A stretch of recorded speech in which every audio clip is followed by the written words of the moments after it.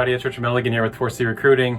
We're about to get another podcast here today, and it is in between Christmas and New Year's. It's an awesome time of year. All the kids are out of school.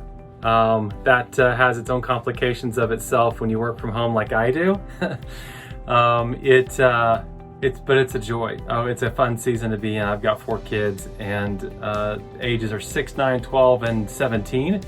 And I don't want to speed this timeline up at all. I've got one that will leave home or will graduate from high school over the next year. And so I'm savoring every moment, as much as sometimes it can be a struggle to juggle that extra ball when everybody is home from school. Today we're going to talk about being weird. How's that for a topic?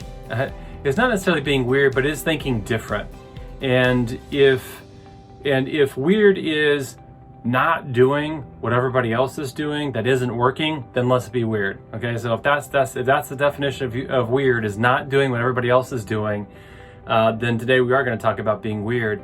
But it was an interesting conversation I had recently with someone that I coach, and of course the topic of this podcast is recruiting conversations. I thought it was a good context. I think it makes a lot of sense for everyone to be thinking about this during this end of year, beginning of year, really beginning of decade, which is pretty cool, right? You don't begin a decade but only every 10 years. And so I think a lot of people are more aware now of like perspective of where they've been and where they want to go, just because we're turning a new decade. And so definitely am mindful that all these are things that are kind of running through our minds right now. And so I think it'll be a good share for you. We're going to go live, and then I'm going to share one extra idea with you at the very end of this. So if you watch this and you're not listening to this on the podcast, you know that we leave an intro and an outro extra on the ends of this. And so if you'll stay to the end of this video, I'll leave you with one extra nugget that is an additional conversation I had recently. Be an extra couple minutes for you. So if you will hang tight, we're going to go live on the podcast here in 3, and then 2, and then 1. Hey everybody, it's Milligan, your host for Recruiting Conversations, recording this podcast in between Christmas and New Year's. And what a cool time of year it is. And I mean cool as in cold, because where I'm in my studio, I'm not wearing shorts and t-shirts. I'm in the Midwest, and so it's like a 20 mile an hour north wind, and it's like 30 degrees. And so I don't know what it feels like, but it feels cold. How's that? Excited to come to you today to share a recent conversation that I had with a recruiting leader. And if this is your first time up on this podcast, let me define recruiting leader for you. Recruiting leader is someone that actually manages a team, but is also responsible for recruiting to that team. It is a unique position. If you're in a sales manager role, a market leader role, if you're in a position where you are recruiting experienced salespeople, could be real estate agents, loan officers, could be insurance agents. Those typically are the 3 industries that this podcast falls in, is inside the mortgage, real estate, and insurance communities. And so if you are responsible at any level of recruiting, this podcast was for you. But specifically, if you're responsible for wearing the 12 to 15 hats that a leader wears in managing a team, and then has to throw that extra hat on for recruiting, then this is bullseye for you. The title of this podcast is Recruiting Conversations for a reason, and it's that I share recent conversations that I have with recruiting leaders that I'm coaching. And so I want to share one. I think it's very apropos to the time of year that it is. It's this time where everyone's evaluating kind of where we've been. We're looking forward. It's that one window of time where everyone says, did I accomplish what I really wanted to accomplish in the last 12 months? And what do I want to accomplish as I look into the future? I know that there's probably more people looking at this now because it's the beginning of a new decade. And so we're leaving 2019, going into 2020. And so more people now are saying, look at the last decade and what do I want to accomplish in the next decade. I love that perspective, by the way. I love that framework. I think that leaders that are casting vision, or let's just start with this, leaders who lead should cast vision, okay? I find that most leaders don't. So if you're a leader, you really should be looking into the future and deciding where you want to go. Where do you want to lead your team? Inside my house, one of the principles that we have that we talk about all the time with our kids is we call it the lead dog principle. And the lead dog principle is this, is that when you understand how dog sled racing takes place, there's only one dog that's at the lead of that pack, and that pack never goes any faster than the lead dog goes. And so one of the things that I'm aware of is that if you're in a leadership role, the people that follow you are never going to go any faster than what you lead them. They're never going to go any further than the vision that you cast. And so I would dare say in a lot of my seasons of being under leadership that I wasn't being inspired, I wasn't being challenged, there wasn't a big vision being cast for me, for the people around me in the direction that we were going. It's our jobs as leaders to cast that clear vision. So just establish that. Like, it's a great time to look at the next decade. Like, our company has a 10-year vision, and every single year we sit down and we look at where we are in relationship to that 10-year vision, and we set a 1-year vision, a 1-year plan of how we're going to further the vision and what are we going to accomplish in that year. And so we just went through this process. We have a new vision for 2020 that's completely aligned with the 10-year vision that we cast in 2017 when we started this company. So the 10-year vision for this organization was in year 10, we wanted to impact in that 1 year 10,000 recruiting leaders. Now, that vision has been propellant for a lot of things that we've done. It's been a propellant for this podcast. It'll be a propellant for a second podcast that we're launching in 2020. It's a propellant for a book that's been written. It's a propellant for a number of things. It's a propellant for a digital it's a recorded coaching class that we're working on right now. There's all kinds of things that are looking into the future to say, how do we actually get this message of, we believe that recruiting is simple. How do we get that message to 10,000 recruiting leaders in 1 year? We would never be doing those things if we didn't have a large vision. That's the power of vision, the power of being able to look in the future and see where you want to go, and then making plans for today that actually take action on where you want to be in 10 years. It forces you way outside your comfort zone. It forces you to do things that you wouldn't normally do. So vision should be a big part of what you're thinking about and what you're planning around for the upcoming decade and specifically the upcoming year. But the recent conversation I had was around time management. So in time, this is one thing that most recruiting leaders struggle with. So if you struggle with this, welcome to the club, because I struggled with this for most of my career until about 2013 when I started doing some things differently. And so it's a conversation that I start a lot of my coaching with when I'm beginning with someone as a new coaching client, and we look at their idea around how they're managing their time. So in the conversation I was having with them, I was having this laying kind of the framework that they're gonna have to manage their time differently. And I came to the end of that coaching session by making this statement.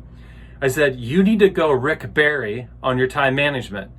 Now, because I do all of my coaching live, I could see the look on their face, and the look on their face was, it's the look on my 6-year-old's face whenever I use a big word and they have no clue what it means. It was, I have no clue what you're talking about. So let me give you some context around that statement. I need you to go Rick Barry.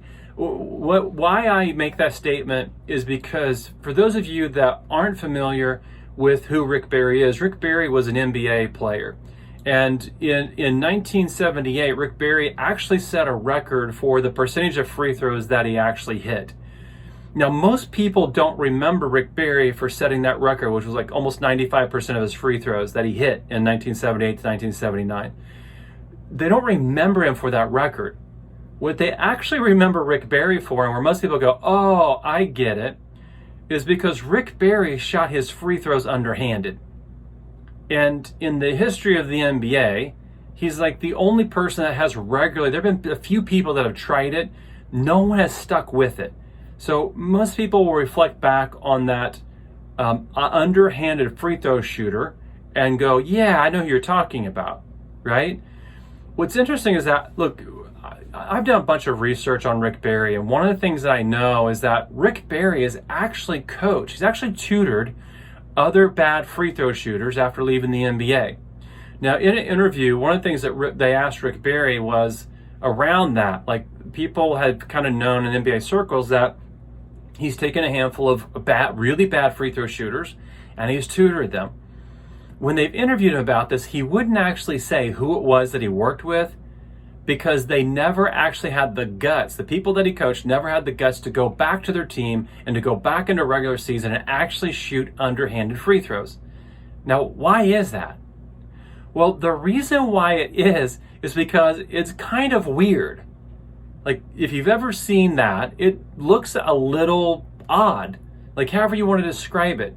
And I kind of laugh because in a newspaper article, someone was asking him about this, and his son, Canyon Barry, who was shooting 86% of, hitting 85 to 86% of his free throw shots, which is actually extremely well. The NBA average is somewhere around 75 to 76% year over year. In a moment where his son, who was at Florida shooting underhand free throws, Rick Barry happened to be sitting behind a fan, and after Rick's son, Canyon, actually hit the free throw, the fan made this statement, "That's embarrassing." And Rick Barry said to the person, "Why is that embarrassing? Isn't that basketball going through the hoop?" And the fan goes, "Yeah." And Barry's response was, "What's so embarrassing about making free throws?" Right? It's like, it doesn't make sense. So what I know and why I use Rick Barry as an example in my coaching is this, is that to a large degree, if you're going to be successful, you're going to have to be counterculture. You're going to have to go against the grain of what is normal. Okay, if you want normal results, then go do normal. But I personally, and if you're listening to this podcast, listen, you are already in the 1%, right? You're furthering yourself, you're growing yourself, you're educating yourself, you're looking for insight in ways that you can change your recruiting. If you're listening to this podcast, you're in the 1%. You're one of those people that's going to most likely go against the grain. So you got to go, as I look at 2020, I want you to really challenge anything that you've done the status quo. And I'm going to give you some stats around a handful of things here that are extremely status quo when it comes to American culture and just culture in general. Okay? Let's just start with a stat here. The average American spends 3 hours and 58 minutes on TV every day. Okay, so it's 2 minutes shy of 4 hours. Okay, let me just make that statement because it actually hurts my brain to think about this. The average American spends almost 4 hours on TV every day. Okay, here's another statistical data point that's actually going to jump out at you. The average time that we spend on social media is 1 hour and 35 minutes. Okay, so we're going to start combining this. Now, we're at 4 hours on TV. We'll just round it down to 1.5 hours on social media. We're at 5.5 hours per day between TV and social media. How about this? The average person spends 102 minutes per day on radio. Okay? Like, that's just kind of, again, another huge data set that's just leaping out at me. We're spending 135 minutes on social. We're spending 3 hours and 58 minutes on TV. And we're spending 102 minutes a day on radio. I took the time to just kind of multiply those things out. What does that look like over the course of a year? Get this. Okay, on TV, we're spending 1,460 hours. Okay, or let's just quantify that differently. If you are working a 40-hour work week, you're spending 36.5 work weeks on TV. If you're averaging 1.5 hours on social media, that's 547 hours a year, or 13.68 work weeks. If you're investing 102 minutes a day into radio, which, by the way, 97% of Americans say they listen to the radio on their commute. Okay, and a lot of that data point just comes in the commute because the average commute is 45 minutes one way in the United States. So that information makes complete sense to me. But that's 620.5 hours per year, or 15.5 work weeks.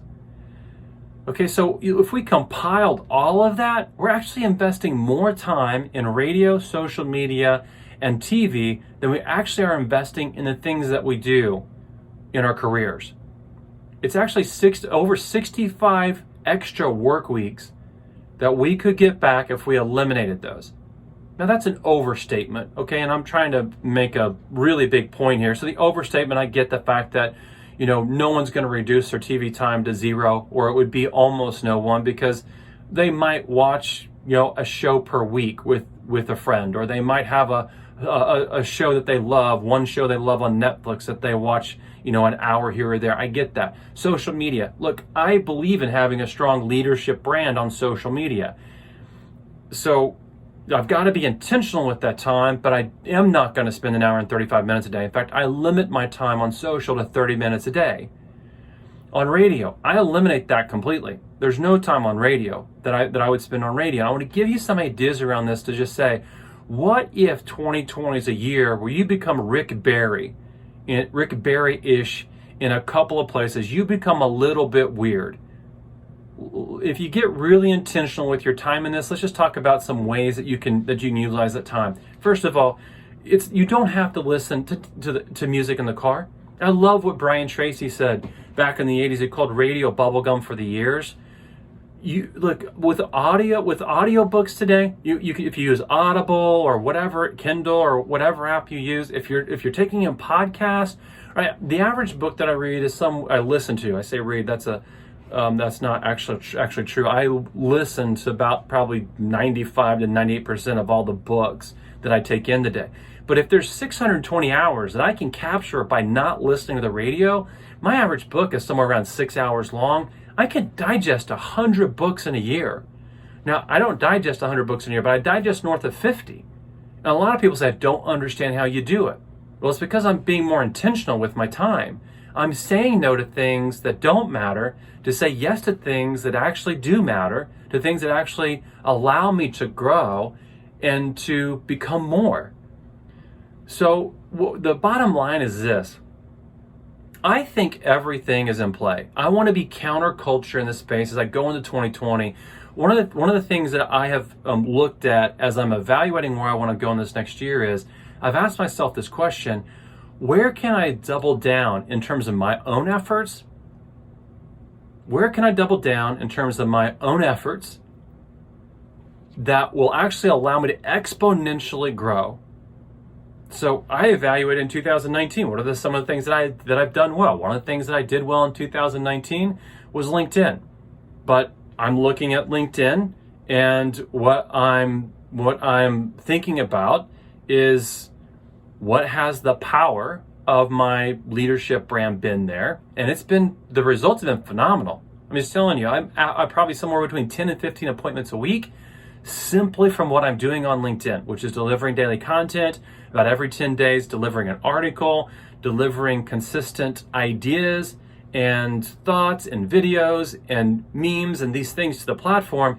But I'm going to double down on that in 2020. I got an email today from someone that was inviting me to be their speaker at their sales rally. I've never met the person, and I'm being invited to do that simply because I have a strong leadership brand. They know what I believe, and they believe that I understand recruiting, and recruiting is the topic that they want discussed at their sales rally. So I will be the person to talk around that. But that was all tied directly to the things that I'm doing on LinkedIn. I will double down there. I will take some of this time that is laid out in front of you, and I will go to that place. I'll deliver more articles. I will do more videos. I will get creative in some of the things that I will be delivering there. There's a handful of creative ideas where I'll be actually changing and shifting and actually improving some of the deliverables of what I'm bringing to the platform. By saying no to things that don't matter, I'm able to say yes to things that do matter, and I'm able to go from being good or average to becoming great. And I'm not there, but I do want to get there. Okay? How many people could I influence with that time? I just laid it out for you. It's more time than I'm investing in if I'm working 40 hours a week. How many people can I influence with that time? That's a question you got to ask yourself. How many ideas could you implement around your recruiting efforts if you were to do something weird with that time? How many more people could you make contact with if you were to go counterculture in some of this? I share this with you just to kind of grab you and to create some tension. Okay, and I'm actually shaking you right now. You can't see me if you're on the podcast, but if not, go check out my YouTube video. I'm shaking you right now with my hands. I'm trying to create some tension here for you. And the reason why I want to create some tension here for you is this, is that I'm 46 years old this year. I am more aware now than ever that time flies by. I have no clue how I got to having a 17-year-old with 1 year left in high school, right? I'm more aware that time flies. I'm also aware that each of us, not me, not just you, everybody that's listening to this podcast has been created for something specific, that's been created with a purpose, with a plan, that's been created for greatness. I love what Ed Milet says. He says he's convinced that when he gets to heaven, that he'll get to meet the version of himself that he could have been. And that's something that gives him perspective that allows him to stretch himself.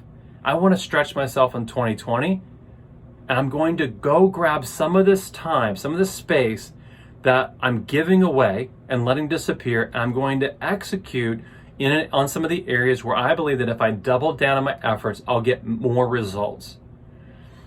We have one life to live. I want to make the most of it, and my prayer for you is that you will make the most of it as we head into 2020. So with that said, I hope everyone has a new year. This will come out on New Year's Eve. Hope everyone has an awesome new year. Look forward to coming back here. In the next podcast, I'm going to share 6 questions. The next podcast will come to you right after the new year. I'm going to share 6 questions that I asked myself going into 2020 that really challenged my thinking and really stretched me in terms of what I want to accomplish and how I'm going to accomplish it and what's important to me in the new year. And so I'll share that with you in a conversation I have with someone else around those 6 topics then. So until the next time, do me a favor. Would you write a review? If in 2019 this podcast brought some value to you, I would be honored if you wrote a review. This podcast gets several thousand listens. It's got a handful of reviews. It's got less than 20 reviews on it. If this podcast has brought some value to you, would you please do me a favor and go out of your way to actually do a review on whether it's Google Play or whether it's iTunes, wherever you listen to this. It would be the biggest gift that you could give me going into the new year. We planned on cutting 52 of these in 2019. We cut 44 of these. We might get a 45th before the end of the year, but we cut 44 of these. So we were 9 shy of what we said we were going to do. And so as we go into the next year, our objective with this podcast is to break 100 total in number, which means that we're going to have to deliver somewhere around 55, 56 podcasts going into 2020. That'll be our objective, is to continue to bring you value here and to help you understand best how to grow yourself, how to become the best recruiting leader that you can be. So happy New Year's, everybody. I look forward to seeing you again on the next episode here at Recruiting Conversations. Have a great New Year. All right, gang, there you have it. Another Recruiting Conversations podcast in the books. I want to share with you, in the next podcast, one of the things I had actually teased with was 6 different questions that you should be asking yourself. So if you're here right now watching the video, I'm going to give you those 6 questions right now, because one of the things that I know that you're probably doing, that I'm doing, is I'm really establishing and creating the right framework for what I want to accomplish as I head into 2020. So I'm going to give you 6 questions that will help you get to a place where you're really challenging yourself. So I just start with the questions, pretty simple. What do I want to accomplish next year? Okay, and I look at that. Now, that's one larger question, but there's really 2 questions behind that. Like, what are the personal goals? What are the personal objectives that I want to accomplish? And then what are the business things that I want to accomplish? So, I'll just give you an example. There's different things on the personal side than there are on the business side, obviously. But one of the things I want to do on the personal side is at the very beginning of this year, I'm having a weekend getaway with my family where we will actually establish our family goals, our family objectives for 2020. And we'll do that.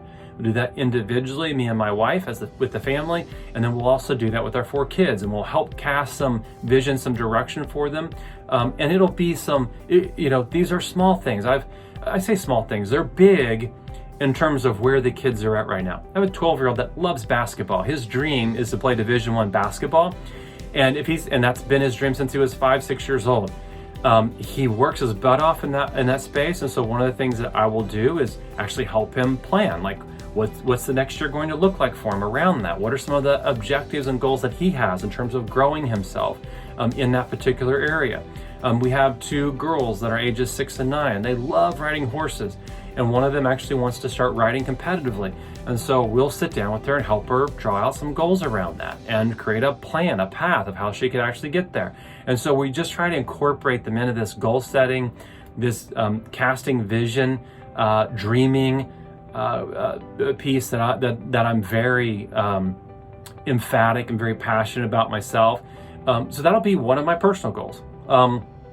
One of my personal goals is to get stronger and healthier in 2020. I had several surgeries, tore my meniscus, had a inflamed bursa on one of my knees. So I've had some struggles this year in terms of just trying to do some of the things that I really want to do. I love to be outside. I love exercising outside. I love running.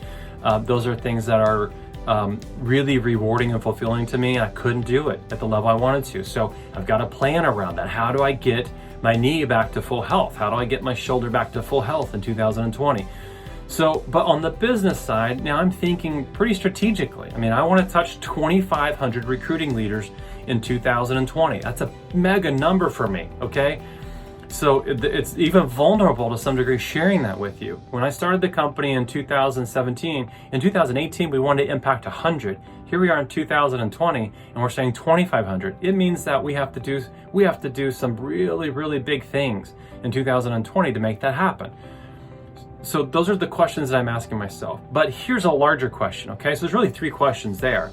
What do you want to accomplish in 2020? What part of that's personal? What part of that's business?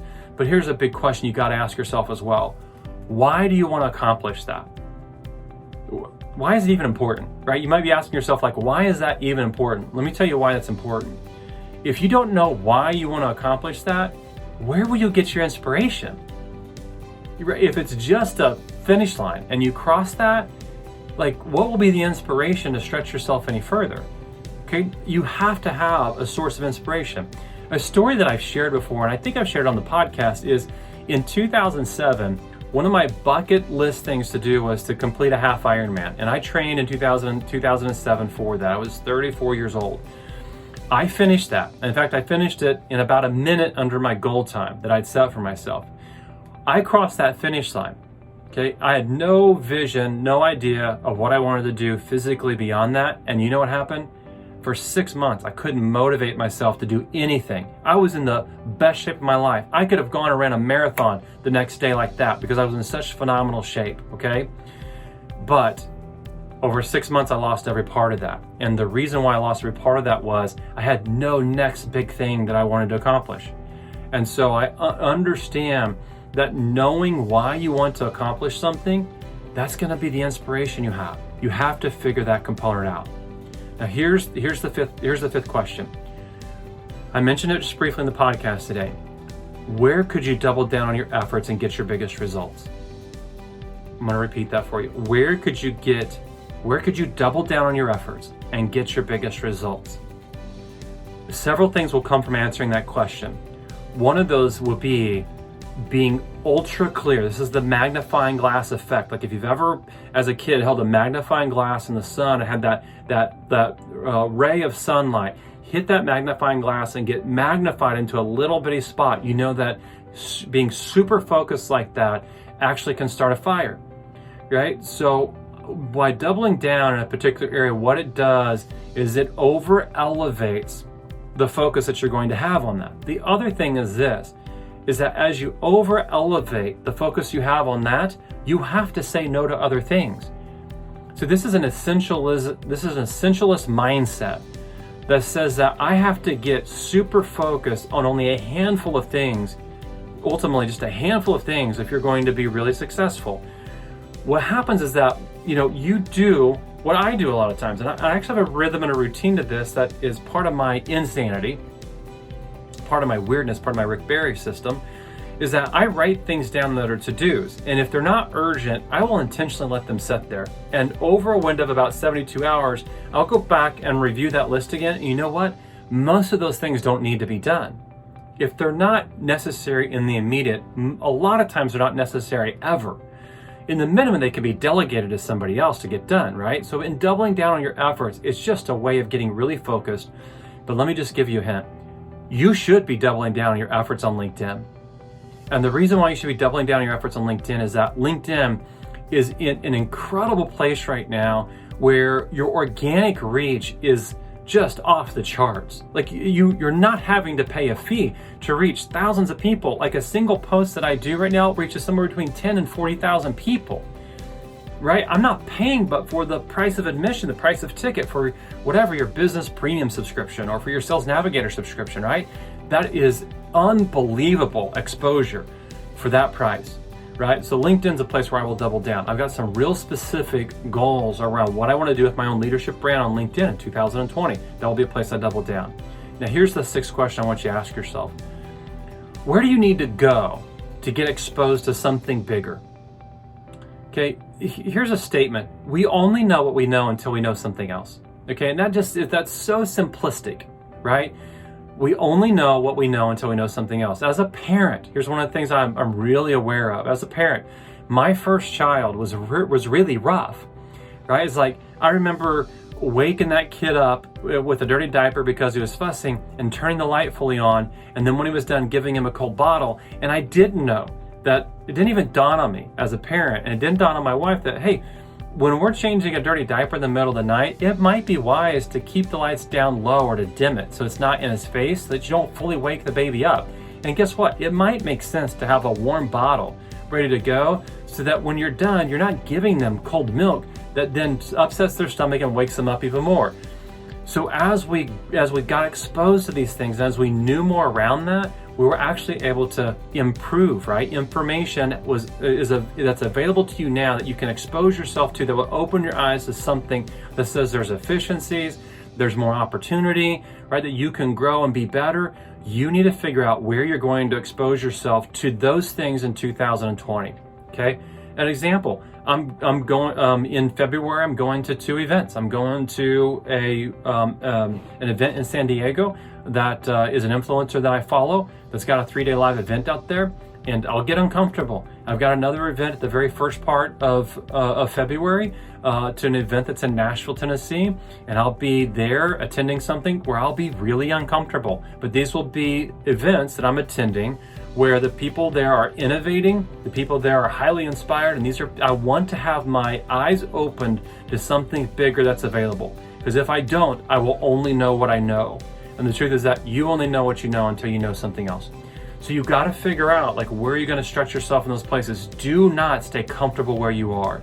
You have to get uncomfortable in this upcoming year. You got to stretch yourself. The great thing about stretching yourself is that once you stretch yourself, it's like a rubber band. You hold a rubber band at an extended distance and stretch it for a window of time. When you let it go, it doesn't spring back. It does go back, but it's only incrementally going back. It never goes back to the same size. It always stays larger because it's been stretched for an extended window of time. That's got to be you in 2020. That's going to be me. So there's a couple extra nuggets here for you. Thanks so much for watching the video. Look, if you're seeing this on YouTube or you're seeing this on Vimeo, share this with somebody. Like somebody else that's a recruiting leader that could find value in this, with some gray-haired headset, weird backdrop, hoodie, mic, studio thing going on. Somebody can find value in that. You know that's true. So take this YouTube video, share it with a team member, share it with another recruiting leader, share it with somebody in the industry that you know that could find value here. And let's spread the word that recruiting doesn't have to be complicated. Recruiting doesn't have to be hard. Recruiting is simple. So, Happy New Year to you. I look forward to bringing you more videos like this in 2020. Hope all's well with you and yours, and we'll see you again here next time.